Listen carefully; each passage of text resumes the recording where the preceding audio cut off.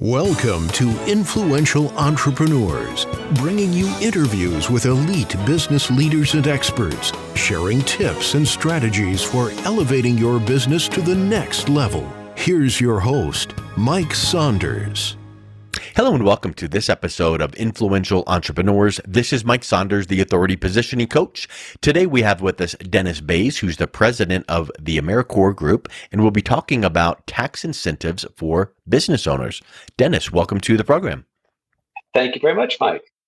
Hey, so I know that that's a really interesting topic. If you're a business owner, you want to find out about tax incentives and what all that entails. But get us started with first a little bit about your background and your entrepreneurial journey to this point in your career. Well, I appreciate that. I was blessed by having a family who was entrepreneurial. My dad had a law firm and a real estate brokerage firm and a couple other businesses. And ever since I was a young teenager, I've had my own little business. And over the years, I've had many businesses and financed and funded well over $100 million into businesses. Love entrepreneurs because they're the secret sauce and the magic of our society. They create opportunities in industries, and they give most of the rest of us opportunities to work. Agreed. Yes, 100%. And so have you always been an entrepreneur, or did you spend part of your career working in corporate America before breaking out on your own? There was a time after college where I had both a W-2 business employment relationship, as well as I always had something on the side that I was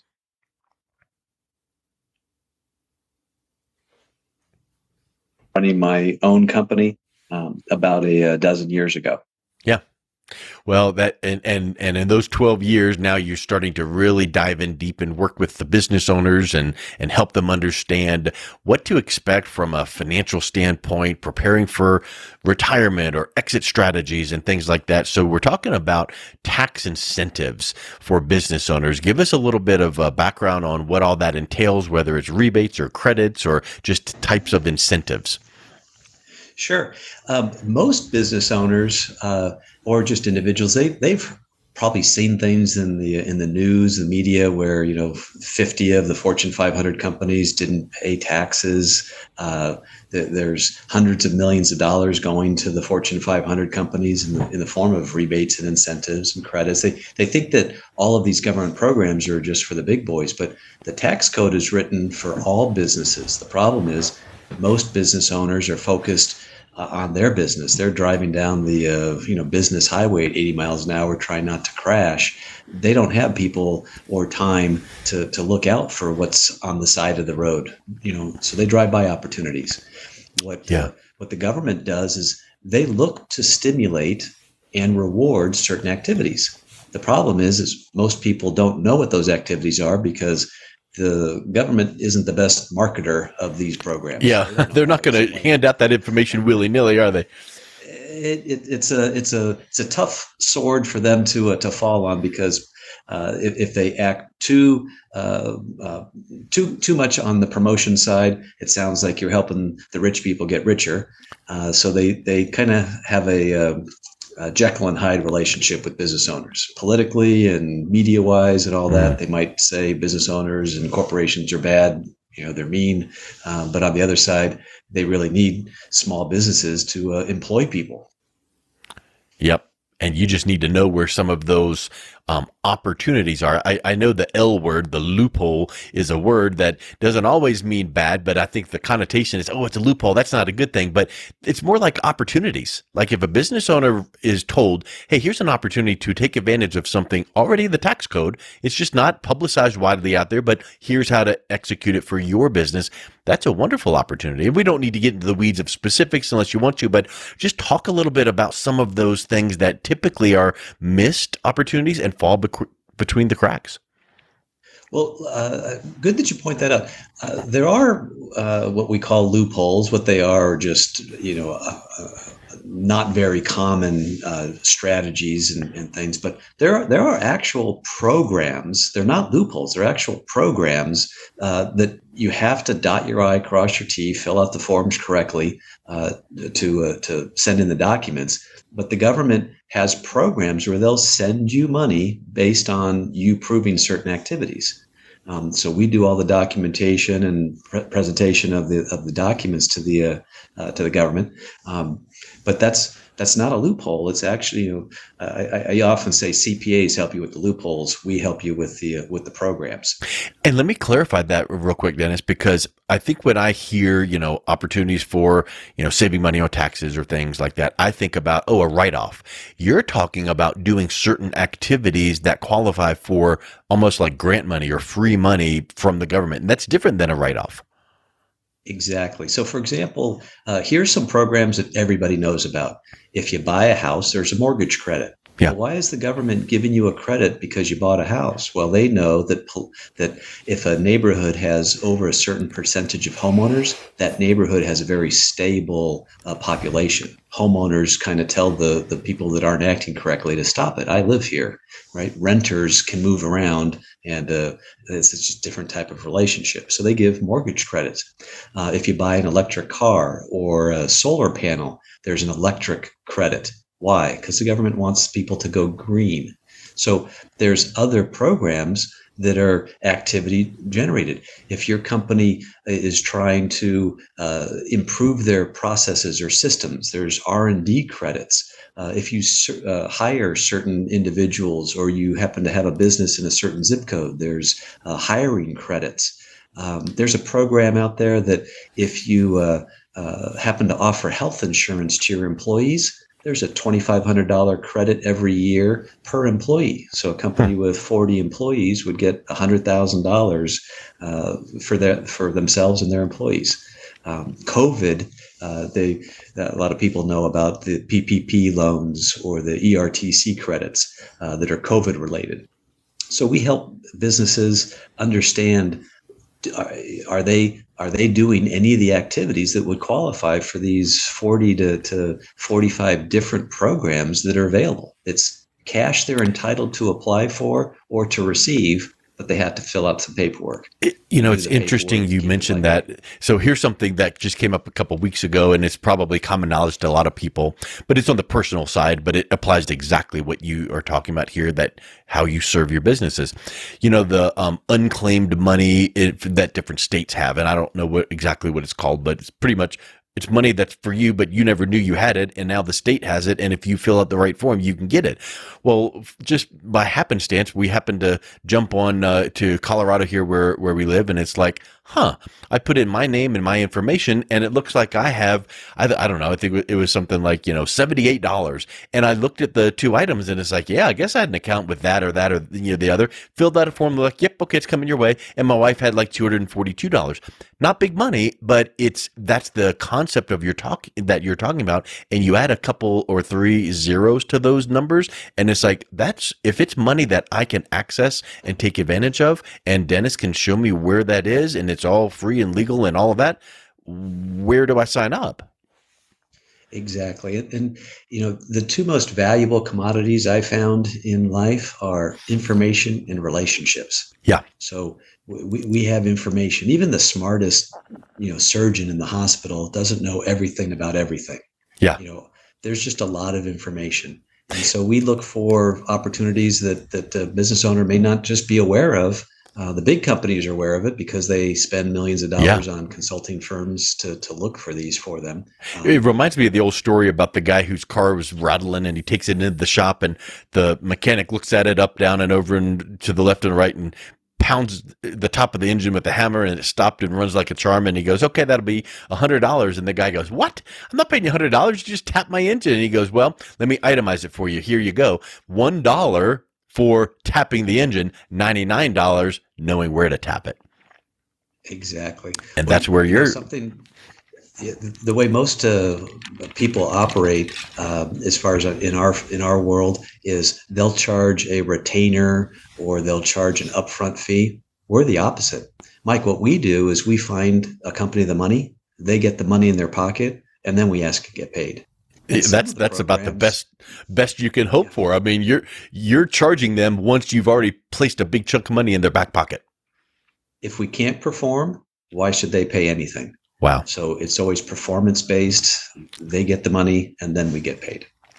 So here's a question: if a business owner is hearing this and they're wondering, it's probably not for me, or well, it sounds too good to be true. What is the process for them to be able to have you assess what could be possible? Is it like, here's a quick online form, or is it some long drawn out appointment? How do they connect to figure out what some opportunities could be in this program with you? Sure. We offer a free consultation. Usually in 10 to 15 minutes, I'll know quickly whether we've have one or two programs that'll benefit them.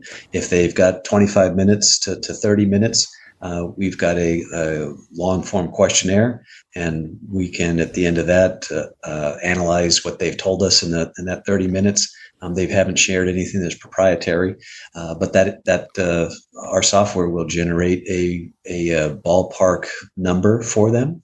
But within 10 minutes, with 3 or 4 questions, I can tell you whether we can find 1 or 2 programs. And like I said, wow, if we can get up to 30 minutes of your time through our AR software, we can press the button and generate an answer of much better and more specific. So 30 whole minutes, right? Well, if you can part with 30 minutes, maybe I can give you a more robust estimate of what we could potentially be doing. That's spectacular.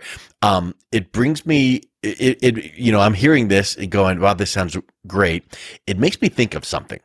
And you hear the word taxes or government and maybe IRS and write-offs. And I know we're not talking specific write-offs necessarily, but is there anything that would trigger any sort of a red flag where, like we're hearing the IRS is hiring more agents? Is something like, oh, because your business did this or filed that, we need to come in and look a little closer at your books? Should a business owner be concerned with anything like this, or is it a different situation than triggering audits? A good question. We think that the additional IRS agents will help our clients because, again, we're not looking for loopholes. We're not looking for tricks. We're applying for the credits and the programs that they're entitled to receive. During COVID, the time it took to get that money was taking longer. With the new agents being hired, they've been able to staff up, and we've seen the turnaround time improve. There are some strategies and some planning that can be done. They're not affected by the IRS agencies. That's really an effect of, are you talking with a firm such as ours that works with tax attorneys, accountants, that works with the compliance issues needed to make sure that these plans are set up appropriately. Sure. So should not increase any kind of audits or that. In fact, it may even improve your situation. So we're kind of looking forward to what the government's doing. I love it. That's awesome. So if I'm hearing this, I'm going, okay, well, would it apply to me? So my question would be, is there a sweet spot? Like, well, typically, obviously, the big mega corporations, they probably have their own in-house team. So, they probably have it taken care of. But what if I'm a one-man show making $100,000 a year? Well, you got to make at least this or have at least this many employees. Tell us a little bit about what the sweet spot is to where if your business looks like this, there's probably a good chance and we should probably talk. Sure. I can tell you that the bullseye for us would be, a family-owned, privately owned business. They've got probably 20 to 200 employees. They're doing a couple million or more. But we don't leave any families behind. If my personal dentist found him $51,000. The guy who fixed my son's car, little fender bender, got over $40,000. The guy that did the acoustic tiles in my office got him $17,000. So we never leave individuals or sole proprietors in place or alone. We'll help anybody because, hey, if you do a good turn for somebody, you never know who they might know, and relationships are what we're about. Yeah. The second thing you said, if they've got over 1,000 employees, if it's a public company, chances are they have somebody like us in their world. So we're sort of looking for privately owned companies that are doing less than 100 million in sales, but we'll help and talk to anybody. We don't leave anybody in the trenches. We help everyone. I love it. I think that is just spectacular, Dennis. And when you can say, And by the way, we're not going to invoice you, charge you until we perform and prove that what we say is actually, going to happen. That's a wonderful way to conduct business, and that just fosters such long, standing relationships and trust. I'm sure you work with clients, over and over again because of the relationships that you develop. That's our goal, is to have a long-standing relationship versus a transaction. For two reasons. They're mostly selfish. If you think about it, if we can do work for somebody that we know, we like, we're having good results with, why do we want to go find a stranger? The second thing is, if we're helping somebody and they're excited and happy, they become a walking billboard for us to introduce to their friends, their associates.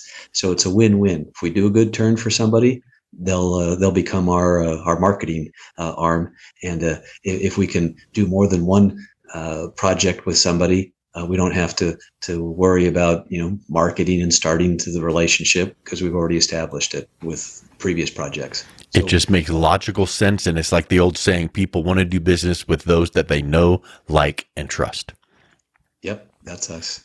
Yep. Well, Dennis, if someone is listening to this going, check it out for me, what's the best way that they can reach out and learn more and connect with you?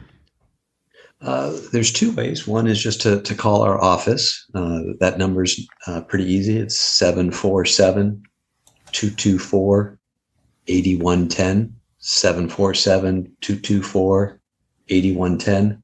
Or they can look at our website. We have a contact information site, but our website is www.AmeriCoreUSA.com, and that's spelled AMERICORE,